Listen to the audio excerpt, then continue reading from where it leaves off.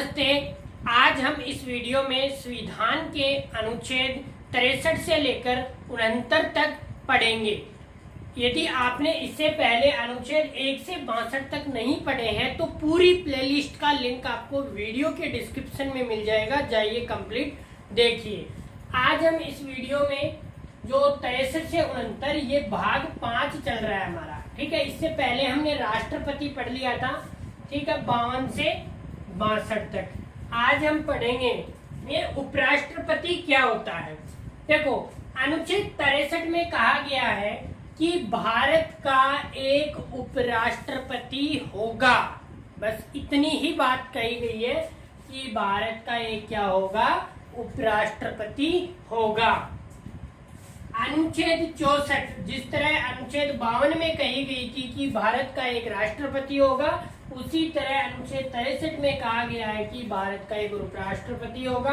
अनुच्छेद 64 में कहा गया है कि जो उपराष्ट्रपति होंगे वो राज्यसभा के क्या होंगे, पदेन सभापति होंगे, ठीक है। पदेन क्या होंगे, एक सभापति होंगे, वो वहां पे जितने भी सांसद बैठे हैं उनको हैंडल करेंगे, उसके क्या होंगे, सभापति होंगे। और उनका वेतन वगैरह अनुच्छेद 97 के अंतर्गत मिलेगा, वो हम आगे पढ़ेंगे अनुच्छेद 97 में क्या है। लेकिन पहले हम ये पढ़ेंगे फिर समझेंगे लेकिन में क्या है। अनुच्छेद 65 में कहा गया है कि यदि हमने पढ़ा था अनुच्छेद 62 के अंदर कि यदि राष्ट्रपति का पद रिक्त होता है तो उसकी जगह उपराष्ट्रपति को राष्ट्रपति बनाया जाता है, कार्यवाहक राष्ट्रपति बनाया जाता है। यदि उपराष्ट्रपति भी खाली है तो देश के सीजेआई को राष्ट्रपति कार्यवाहक राष्ट्रपति बनाया जाता है। और यदि सीजेआई भी खाली है तो वरिष्ठतम सुप्रीम कोर्ट के वरिष्ठतम न्यायाधीश को कार्यवाहक राष्ट्रपति बनाया जाता है अनुच्छेद 62 के तहत।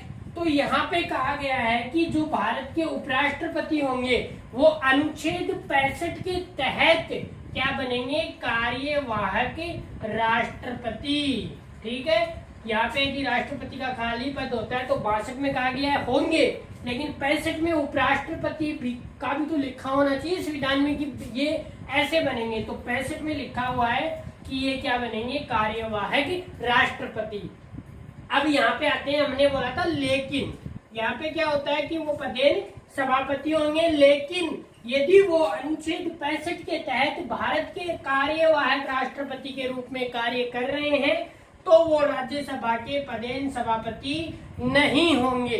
और अनुच्छेद 97 के तहत उन्हें जो राष्ट्रपति के सभापति होने के नाते जो उनको वेतन भत्ते मिल रहे थे वो उन्हें नहीं मिलेंगे। बाद में उन्हें जब वो कार्यवाहक राष्ट्रपति बनते हैं तो उन्हें राष्ट्रपति को जो सारी सुविधाएं मिलती हैं वो सारी सुविधाएं मिलेंगी, लेकिन वो राष्ट्रपति के क्या नहीं होंगे, सभापति नहीं होंगे। अनुच्छेद 66 में कहा गया है कि उपराष्ट्रपति का चुनाव कैसे होगा। उपराष्ट्रपति का चुनाव भी अप्रत्यक्ष रूप से होता है। देखो, चुनाव दो प्रकार से होता है, अप्रत्यक्ष और प्रत्यक्ष। प्रत्यक्ष चुनाव उसे कहते हैं जिसे जनता डायरेक्ट रूप से वोट देकर चुनती है, जैसे हमारे सांसद और विधायक या हमारे गांव के सरपंच, वार्ड पंच, जितने को भी जनता डायरेक्ट वोट करके चुनाव करती है उन्हें कहते हैं प्रत्यक्ष चुनाव। और जिन्हें जनता चुनाव नहीं करती उन्हें कहते हैं अप्रत्यक्ष।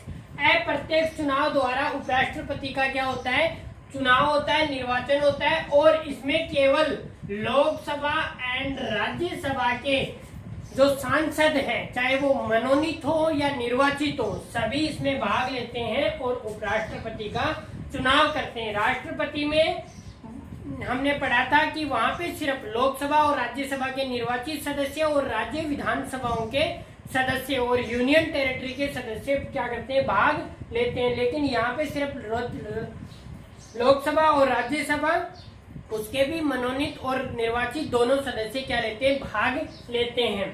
अनुच्छेद 67 हमें कहता है कि निर्वाचन होने के लिए क्या क्या शर्तें होनी चाहिए। उपराष्ट्रपति निर्वाचन होने के लिए जो व्यक्ति है उसकी आयु 35 वर्ष पूरी होनी चाहिए, भारत का नागरिक होना चाहिए और राज्यसभा का सदस्य बनने के जो शर्तें हैं उन्हें पूर्ण का होना चाहिए। लेकिन राष्ट्रपति की केस में यहाँ लोकसभा का सदस्य बनने के लायक होना चाहिए, ये हमने पढ़ा था, और कोई लाभ का पद ग्रहण नहीं करता हो। अनुच्छेद 68 में कहा गया है कि राष्ट्रपति की जो पद की अवधि है वो कितनी होगी, तो उपराष्ट्रपति की जो पद की अवधि होगी वो होगी 5 वर्ष। ठीक है, अब उपराष्ट्रपति को हटाया कैसे जा सकता है, हमने पढ़ा था राष्ट्रपति को एक विशेष महाभियोग प्रस्ताव द्वारा, जिसका वर्णन अनुच्छेद 61 में किया गया था, उसके द्वारा हटाया जा सकता है। लेकिन उपराष्ट्रपति के केस में ऐसा नहीं है, उनको सिर्फ जो उपराष्ट्रपति है भारत के, उनको एक विशेष संकल्प पत्र के द्वारा जो राज्यसभा से पास होना चाहिए, विशेष संकल्प पत्र राज्यसभा से पास होना चाहिए, और नॉर्मल साधारण बहुमत से लोकसभा से पास होना चाहिए, तो आप उपराष्ट्रपति को हटा सकते हो। अनुच्छेद 67 में एक चीज और है कि वहां पे यदि उपराष्ट्रपति का चुनाव समय से नहीं हो पाता है और जो वर्तमान उपराष्ट्रपति है उनका यदि कार्यकाल खत्म हो रहा है, तो वो तब तक अपने पद पर बने रहेंगे जब तक कि नए उपराष्ट्रपति का चुनाव ना हो जाए, या जब तक वो अपनी कुर्सी ग्रहण ना कर ले, पद ग्रहण ना कर ले, तब तक वो क्या बने रहते हैं, उपराष्ट्रपति के पद पर। लेकिन अब है अनुच्छेद 68। अनुच्छेद 68 में कहा गया है कि यदि राष्ट्रपति का पद खाली है, ये तो हो गया था कि यदि जो उनका कार्यकाल है वो खत्म हो गया, लेकिन मान लो उपराष्ट्रपति की मृत्यु हो जाए या और किसी कारण से उन्होंने इस्तीफा दे दिया हो, तो संविधान में उपराष्ट्रपति के पद के लिए ऐसा प्रावधान नहीं है कि कोई और व्यक्ति कार्यवाहक उपराष्ट्रपति बने, वहां पे यथाशीघ्र चुनाव कराए जाएं, ये संविधान का अनुच्छेद 68 कहता है। अनुच्छेद 69 कहता है कि उपराष्ट्रपति क्या करेंगे, शपथ और प्रतिज्ञान करेंगे, और ये शपथ और प्रतिज्ञान भारत के राष्ट्रपति इन्हें दिलाते हैं।